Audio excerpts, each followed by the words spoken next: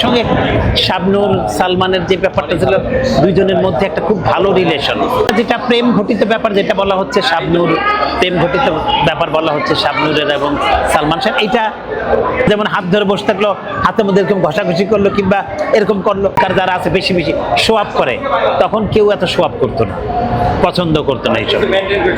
অনেক কিছু মেনটেন করে চলতো, অনেক কিছু। এখন তো সব ওপেন। আমি ওর সাথে প্রেম করছি, ওই যে এখন খুব ভালো জুটি ছিল।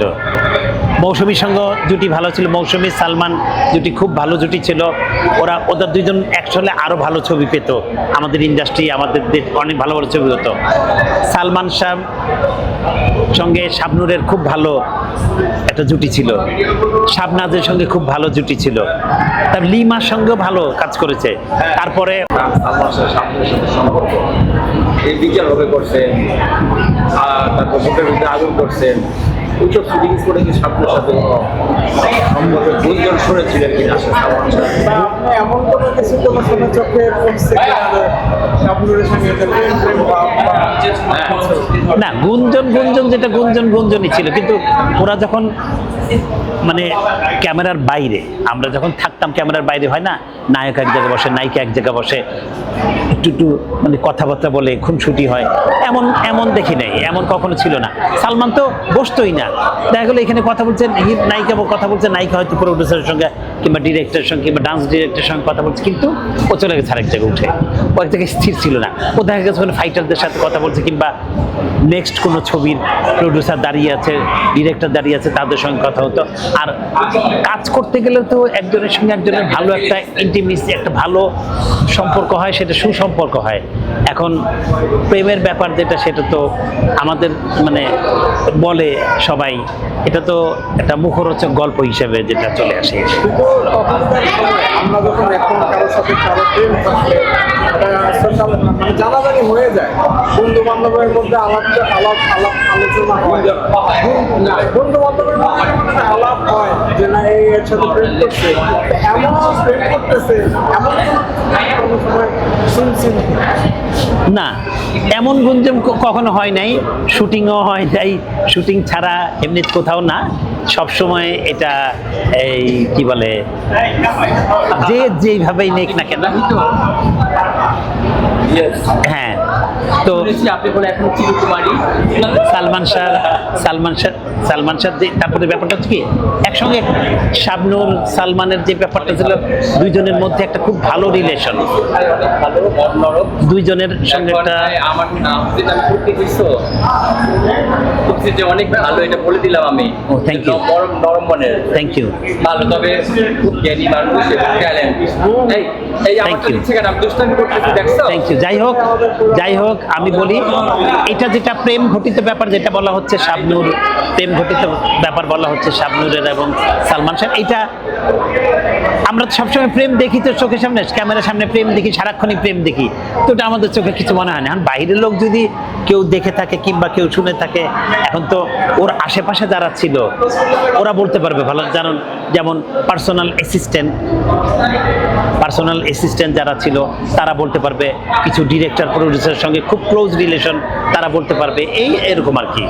আর ক্যামেরার বাইরে কখনো তাদের মানে একটু অন্তরঙ্গ না, হাত ধরে বসে থাকা না ওরকম কিছু ছিল না, যেমন হাত ধরে বসে থাকলো, হাতের মধ্যে এরকম ঘষাঘষি করলো কিংবা এরকম করলো, এই সমস্ত মানে দেখিনি। আর আগের ব্যাপারে আগের যে আর্টিস্টরা ছিল তারা এত আধিক্যতা ছিল না, এখনকার যারা আছে বেশি বেশি শো আপ করে, তখন কেউ এত শো আপ করতো না, পছন্দ করতো না এইসব। অনেক কিছু মেনটেন করে চলতো, অনেক কিছু। এখন তো সব ওপেন। আমি ওর সাথে প্রেম করছি, ওই যে এখন খুব ভালো জুটি ছিল, মৌসুমীর সঙ্গে জুটি ভালো ছিল, মৌসুমী সালমান জুটি খুব ভালো জুটি ছিল। ওদের দুইজন একসঙ্গে আরো ভালো ছবি পেত, আমাদের ইন্ডাস্ট্রি, আমাদের দেশ অনেক ভালো ভালো ছবি হতো। সালমান শাহ সঙ্গে শাবনূরের খুব ভালো একটা জুটি ছিল, শাবনাজের সঙ্গে খুব ভালো জুটি ছিল, তার লিমার সঙ্গেও ভালো কাজ করেছে। তারপরে আরেকটা মেয়ে ছিল শাহনাজের সঙ্গে কাজ করে। শাহনাজ তো খুব ভালো অভিনেত্রী একজন, ভালো মানুষ প্লাস ভালো অভিনেত্রী শাহনাজ। ওর অ্যাক্টিংয়ের তুলনা হয় না। ও যখন অ্যাক্টিং ক্যামেরার সামনে দাঁড়াতো, ওর যদি বলতো যে তোমাকে এতখানি ওপেন হইতে হবে, ও ক্যারেক্টারের জন্য ততটুকু। আমি ওর সঙ্গে অনেক ছবির কাজ করেছি, তারপরে একটা ছবি আমি ওর সঙ্গে ক্যারেক্টার করেছি, লাল বাদশা, মান্না ভাইয়ের প্রোডাকশনের ছবি লাল বাদশা, ওখানে ক্যারেক্টার করেছিলাম। তখন ওর ক্যারেক্টারটা ছিল বাইজির ক্যারেক্টার। ওকে তখন ওইটা একটা বম্বের একটা ছবির ইয়ে ছিল, বাংলা ভার্সন ছিল। ও ক্যারেক্টারে ঢুকে যাবার জন্য মানে এত সুন্দরভাবে ওখানে একটা সিকোয়েন্স ছিল, আমি, মিজু ভাই এবং মিজু ভাই পুলিশ অফিসার, শাহনাজ, অসাধারণ। ওই সিকোয়েন্সটার কথা শুনলে আমার এখনো চোখে পানি চলে আসে। মানে এত গালিগালাজ, এত কিছু ছিল, উফ। মানে ওই সিকোয়েন্সটা খুব, আমি বললাম তো, সেই সিকোয়েন্সটা আপনারা দেখবেন লাল বাদশা ছবিতে, সত্যি অসাধারণ ওই অভিনয়টা খুব। শাহনাজ আর আরেকটা মেয়ে ছিল, আমি বলি আরেকটা মেয়ে ছিল লিমা, আমাদের নায়িকা ছিল লিমা। লিমার সঙ্গে অনেক ছবি, হিট ছবি সালমানের, এবং অনেক ছবি করেছে। এবং লিমা খুব ভালো অভিনেত্রী ছিল, অভিনয় করেছে, ভালো অভিনেত্রী জানেন, আপনারা সবাই জানেন। আমি আর কি বলবো, আমি যতটুকু আমার জ্ঞানে বলছি। তারপর আরেকটা মেয়ে ছিল, আমার স্টুডেন্ট, আমারই ছাত্রী ছিল, মারা গেছে, একটি ছবি করেছে সালমানের সাথে, শুধু তুমি, শ্যামা আমার স্টুডেন্ট ছিল। ও বাবা, অনেক অনেক অনেক। ওই সময় ওই মডার্ন ছিল। ওকে কবরী ম্যাডাম তারপর এরকম দেখে তখন বলছিল, বাহ, একটা মেয়ে আসছে, এই মেয়েটা খুব স্মার্ট এবং খুব এখনকার মেয়েদের এমন হওয়া উচিত। তখনও তো স্মার্টনেস ছিল, ও তো স্লিভলেস পরতো, স্লিভলেস কাপড় ছিল, এবং খুব মনটা খুব ভালো ছিল। হ্যাঁ, শুধু তুমিতে ছিলাম। মানে শুধু তুমির যে প্রডিউসার, উনি হচ্ছে কি আমার দুলা ভাই। শুধু তুমি প্রডিউসার, উনি আমার দুলাভাই। যখন সালমান মারা যাওয়ার পরে উনি তো মহা বিপদে পড়লো, এই ছবি নিয়ে, এই ছবিটা শেষ করতে হবে। তখন চিটং থেকে একটা ছেলেকে আনলো, চিটংয়ের একটা ছেলে আছে, সেই ছেলেকে পেলে সালমানের মানে বাকি অংশ যে শুটিং করেছে যেই ছেলেটা, ওকে নিয়ে আসলো, এনে আমাকে কল করলো পুরানো ঢাকায়, বললো যে এই ছেলেটার, ও হচ্ছে গিয়া ইসলামিক হিস্ট্রির উপরে ডিপার্টমেন্টে পড়াশোনা করতো, ওর দিয়ে সিনেমা করার জন্য। ওর বাবা আমারে যায় ধরছে, তখন ওর বাবা আমা বললো যে আচ্ছা ঠিক আছে দেখি। ও বলছে আমি পারবো না। তো ওর ইচ্ছাও ছিল, এই নিয়ে আসলো, আনার পরে ওকে ট্রেন আপ করা, ওকে ও চিটংয়ের ভাষায় কথা বলতো, ওর সঙ্গে আমি বাংলা কথা বলতাম দিনের পর দিন, অসংখ্য সারাটা দিন আমি ওকে সময় দিয়েছি। তখন ওর সঙ্গে এই কথাবার্তা বলা, ছবির ব্যাপারে কিছু শেখানো, এই গ্রুমিংগুলি করার পরে তারপর বাকি শ্যুটগুলি হয়েছে তখন। তো ওই ছবিটাও খুব ভালো গেছে। কতটুকু পড়ে গেছে ছবিটা? না, বেশি করতে পারেনি, কিছু ফাইট টাইট, কিছু সিকিউরিটি, মানে হয় না মাঝখান থেকে করছে। তো কিন্তু ছবির গান টান খুব কিন্তু হিট, এবং ওই ছবিটা খুব ভালো ছিল। ওই ছবিটা ভালো হয়েছে, মানে পরবর্তীতে রিলিজের পরে বুঝতে পারলাম যে না, আসলেই ভালো লাগছে, পাবলিক ছবিটাকে নিয়েছে। এই তো সালমানের ইতিহাস, তবে আমি চাই সুষ্ঠু তদন্ত হয়ে সুষ্ঠু একটা বিচার হোক, এবং বিচারটা শেষ হোক, এবং সবাই এর থেকে হয় কি কিছুদিন পর একটা করে অস্থিরতা চলে আসে সবার।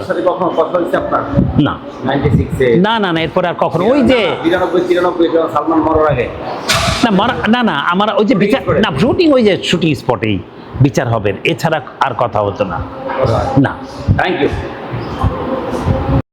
এই স্মৃতিগুলো, তারপরে হচ্ছে টেকনাফে গেছি আমরা, অন্তরে ছবির আউটডোরে, ওখানেও দিনের বেলা রাতের বেলা বেরিয়ে যেত, মানে কাউকে বলবি না আসতেছি ঘুরে, মানে আমি চলে আসবো সকালবেলা। এই সব অনেক স্মৃতি। আর ও একটু চর্চা ছিল তো সবসময়, ড্যাম কেয়ার ছিল, কিন্তু না, সবার প্রতি শ্রদ্ধা ভক্তি ছিল, এটা ছিল।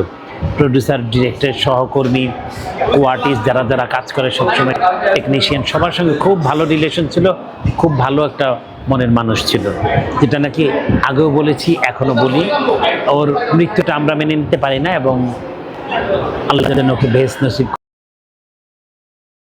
ইসের ব্যাপার কি বলে, আইনের ব্যাপার প্রক্রিয়াধীন চলছে। এখন যে অপরাধী হবে যাচাই বাছাই করে, তারপর প্রকৃত অপরাধী, আমি আগে বলেছি এখন বলি, প্রকৃত অপরাধী যেই হোক না কেন তার শাস্তি হোক, এবং প্রকৃত ঘটনাটা সবার সামনে ফ্ল্যাশ হোক এবং শেষ হয়ে যাক। এটা নিয়ে আজকে এত বছর পর আলোচনা সমালোচনা হচ্ছে, একজন অ্যারেস্ট হচ্ছে আবার ছেড়ে দিচ্ছে, আরেকজনকে অ্যারেস্ট করছে, সব কিছু মিলিয়ে টিলিয়ে মনে হয়, আমার মনে হয় এখন যেহেতু আইনের একটা পর্যায়ে গেছে, আমার মনে হয় এতে সুষ্ঠু এবং সুন্দর একটি সমাধান বেরিয়ে আসবে আইনের তরফ থেকে।